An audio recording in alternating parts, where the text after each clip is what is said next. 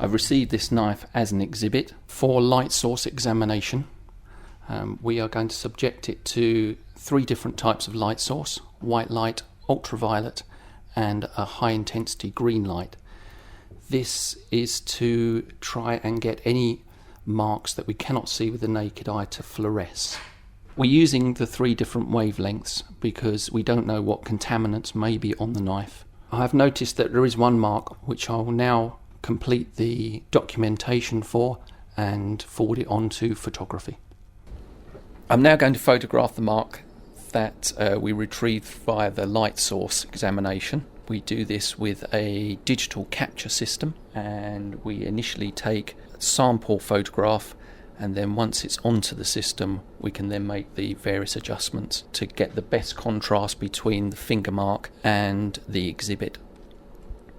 And then we print off the photographs, which then in turn go up to Scotland Yard for search or comparison.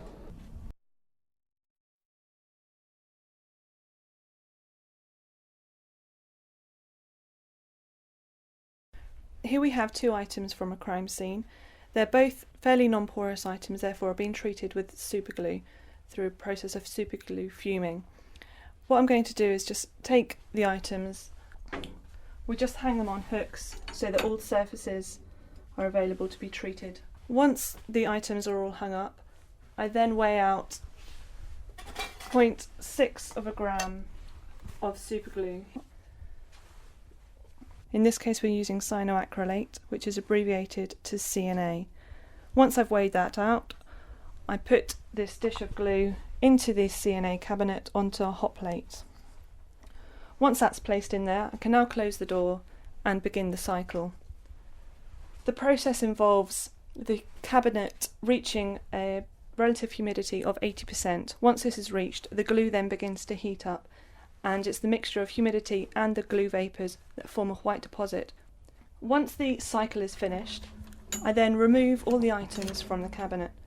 These then go on to be examined in the darkroom using a white light.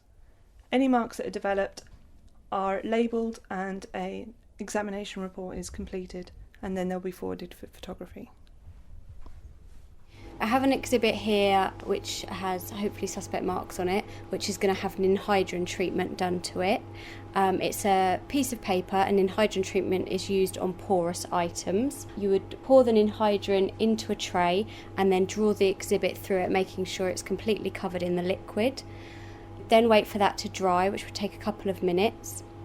The exhibit would then go into an oven, which is at 80 degrees Celsius and 71% relative humidity. It goes in there for 5 minutes, and when it came out, if there were suspects marks on there, we would hope that they would have turned a pink or purple colour and they would be visible to us immediately. This is wet powder treatment. It's a treatment that works on a variety of non-porous items. It's found that it can be quite good at developing older marks that aren't as fresh. We would use it, for example, perhaps on a box like this, a polystyrene box, number plates that may have been wet, and sticky items such as adhesive tape. You would paint the wet powder onto the item with a paintbrush. You would cover it completely and then wait for 15 seconds. After that time, you would wash it off with cold water until the water runs clear, and you would then leave the item to dry, and the marks will become visible immediately.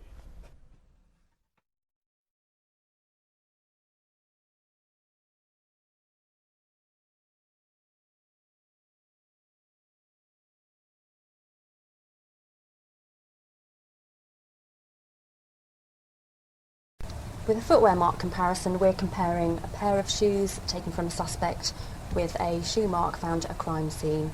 First thing we require is the crime mark submitted to us. That might be as a photograph which the police have taken, or they might do a cast if it's a 3D impression, for example in mud, or they might do a lift, for example a gel lift, where the gel soaks up the material that the mark is made in and lifts that actually onto the gel, which we can then photograph at the laboratory. Once we've got the mark into the lab and we've got our pair of shoes into the lab, we can then do our comparison. First thing we want to do is a test impression. To do that, we just get some aluminium powder or black powder. We dust up the sole of the shoe, then press the shoe onto a piece of acetate paper. So that gives us a representation of the sole. We then take our crime scene mark, and to do the comparison, we just overlay our test impression onto our crime scene mark. And we're looking for any similarities or differences, and that will be in terms of pattern arrangement, wear, and any random damage features that we can see. It's also possible to take a pair of trainers, which, for example, we know have been linked to a burglary scene, and a potential suspect is denying ownership of the trainers and saying they haven't worn them. It's possible to then compare the insoles of that trainer with a trainer taken from the suspect and known to have been worn by that suspect on a regular basis, to compare those insoles, to look at the barefoot impressions on those insoles, and to see whether they correspond or if there's any differences. This is what we call a Cinderella analysis.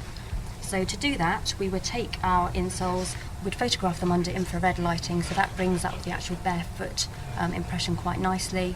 We then do the same with the other pair of trainers. We then just do an overlay, seeing if there's any similarities, in, for example, in the shape of the toes, the arch region, the heel. You do actually see a rather large difference in foot shape, so it is quite a nice evidence type.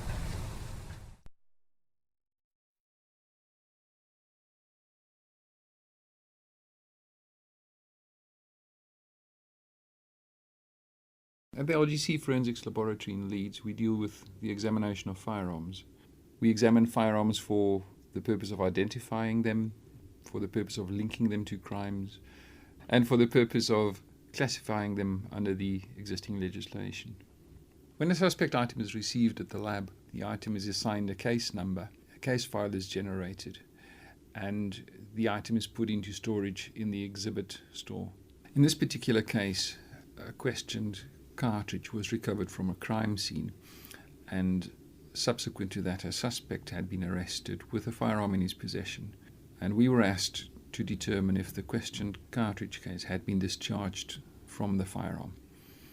To commence this examination, the firearm would be retrieved from storage, identified, examined and test fired in order to have a cartridge case to compare with the questioned one. The questioned cartridge case would be examined and photographed and then compared on a comparison macroscope to the test fires to determine if they had been discharged from the same firearm.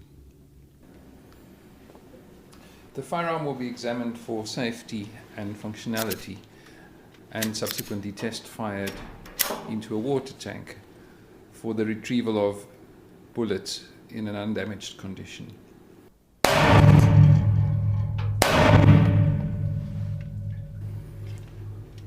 Once the cartridge cases and bullets have been retrieved, they will be compared on the comparison macroscope with the questioned items in order to determine if they had been discharged from the same firearm. During the firing process, land and groove impressions from the barrel are transferred to the bullets. In order to compare one bullet to another one, the striations will be compared from land to land until a match is found. There will always be some similarities between bullets fired from different guns, and there will always be differences in bullets fired from the same gun. It's very important for a scientist to know which marks to look at and also to know which ones to ignore in order to make an identification. When marks are compared, the comparison has got to be better than your best known non-match. For example, if two bullets are fired from different guns, there will always be some markings that correspond. In order to prove an identification, the markings has got to be better than the best match that you could find between two bullets known to have been fired from different weapons. The comparison macroscope functions at magnifications of between 6 and 32 times. By mounting the items on the two stages, they can be viewed side by side through the eyepiece. The stages can be manipulated backwards and forwards, side to side and up and down to achieve the correct picture. And comparisons can be made of the tool marks on the cartridge cases and bullets. And having found areas that match, the areas are photographed and the photographs are saved to a hard disk and subsequently printed out and placed on a case file. In addition to that, identification is peer reviewed by a colleague, and he would then do the examination from the start and confirm the findings.